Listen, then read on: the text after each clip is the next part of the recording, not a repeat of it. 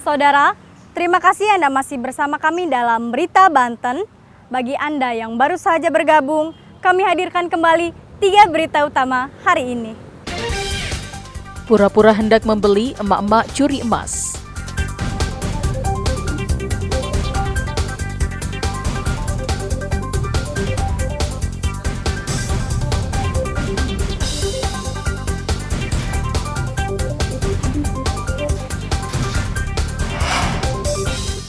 Ayah dan balita korban pencabulan diungsikan ke rumah aman.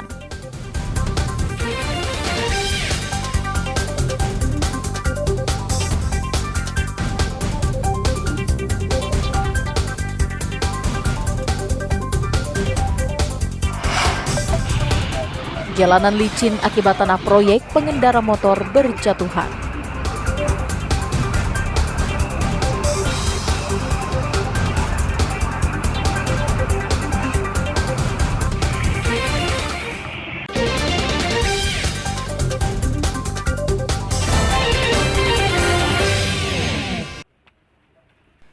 Direktorat Kriminal Khusus Polda Banten membongkar praktik pemalsuan oli yang biasa digunakan untuk kendaraan jenis motor.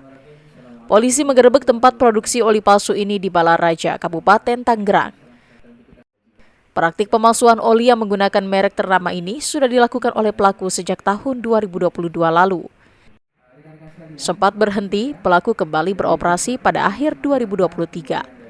Dalam kasus tersebut, polisi menangkap 2 pelaku berinisial HB alias Ayung menjadi pemilik atau pemodal dan HW sebagai penanggung jawab di lapangan.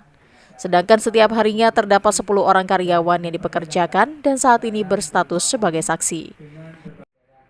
Dalam sehari, para pelaku bisa memproduksi oli palsu sebanyak 10 drum atau jika dikemas bisa menjadi 2.400 botol senilai 57 juta rupiah. Modus yang digunakan oleh para pelaku dengan membeli bahan baku oli dari salah satu perusahaan, kemudian mencampur dengan pewarna. Pelaku juga membuat kemasan sendiri sesuai dengan merek oli yang diinginkan. Oli palsu yang diproduksi kemudian dipasarkan di wilayah Banten, Jawa Barat hingga Kalimantan.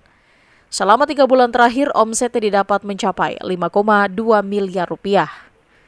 Tersangka memang sebelumnya dari 2 tersangka yang kita amankan, 1 orang ini memang dari tahun 2023 dari hasil pemeriksaan itu sudah melakukan kegiatan yang sama dengan melakukan produksi oli.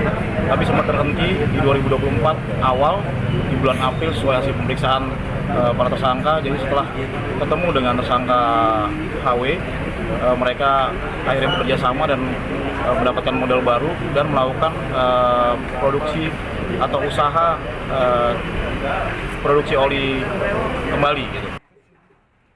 Sementara itu, pihak kuasa hukum dari PT Astra Honda Motor menjelaskan efek samping apabila menggunakan oli palsu bisa mengakibatkan kerusakan pada mesin jika digunakan dalam waktu lama. Untuk membedakan oli palsu dan oli asli, konsumen bisa membedakan sendiri dengan cara mengecek tutup botol oli dan men-scan kode barcode yang tertera di belakang botol kemasan oli. Jika oli yang asli ini, kita lihat itu dari hal pertama itu dari tutup botol. Tutup botol itu kalau yang asli itu dia firm, tidak bisa dibelok-belokkan ya. Kalau yang palsu itu cenderung bisa dibelok-belokkan. Kemudian yang tidak rapat gitu. Kalau yang asli itu rapat, kalau yang palsu itu cenderung dia tidak rapat. Kemudian yang paling gampang bisa teman-teman ketahui semua, di belakang botol ini ada label barcode ya. Label barcode ini bisa teman-teman semua scan melalui handphone. Dan kalau teman-teman semua scan melalui handphone, itu akan masuk ke website yang resmi daripada produk kami adalah ahm.to. Akibat perbuatannya, pelaku akan dijerat dengan pasal berlapis dengan ancaman di atas 5 tahun penjara. Ariel Maranus dan Rico Alfredo melaporkan dari Kota Serang. Jelang Hari Raya Idul Adha, penjual hewan kurban seperti domba, sapi, dan kerbau di Kabupaten Lebak mulai meningkat. Seperti yang dialami salah satu pedagang hewan kurban yang berada di Kampung Ciberem, Kecamatan Karanganyar, Kabupaten Lebak. Dalam beberapa hari terakhir, penjualan hewan kurban seperti domba, sapi, dan kerbau mengalami peningkatan hingga 30%. Untuk harga hewan kurban seperti kerbau dan sapi, pedagang mematok harga dari kisaran 18 juta sampai 35 juta. Sedangkan domba pada kisaran harga 2.500.000 sampai 5 juta tergantung ukuran. Para pedagang juga menjamin jika hewan yang mereka jual sudah memenuhi syarat untuk dijadikan hewan kurban, mulai dari segi umur maupun kondisi kesehatan.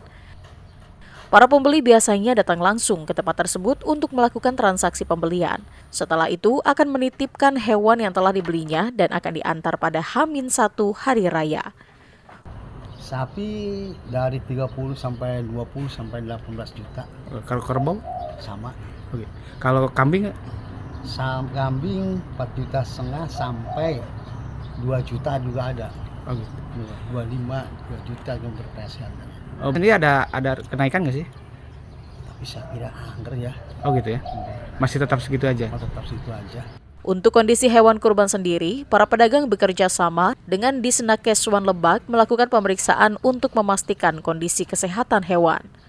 Ariel Maranus dan Sajiwa Pratama melaporkan dari Lebak. Tidak semua orang bisa menyembelih hewan kurban sesuai syariat Islam. Agar bisa memahami tata caranya, sejumlah santri cilik di Pondok Pesantren Riyadul Akfal yang berada di Kampung Cipasung, Desa Sukarenda, Kecamatan Warung Gunung, Kabupaten Lebak, mengikuti pelatihan tata cara berkurban. Pertama-tama, para santri diberikan materi bagaimana adab dan tata cara memilih hewan kurban yang baik dan benar sesuai sunnah Rasul. Kemudian para santri diajarkan tata cara memotong hewan kurban sesuai syariat Islam. Kegiatan ini sengaja dilakukan guna memberikan edukasi sejak dini agar para santri cilik ini bisa memahami cara berkurban. Puluhan santri ini pun tampak antusias mengikuti setiap materi yang diberikan oleh pengasuh pondok. Menurutnya, kegiatan ini menjadi pelajaran berharga karena bisa menyaksikan langsung prosesnya. Yang kedua baca sholawat, yang ketiga baca takbir, yang keempat baca doa, kemudian langsung disembelih. Senang, alhamdulillah bisa dapat ilmu juga karena baru kali ini sih.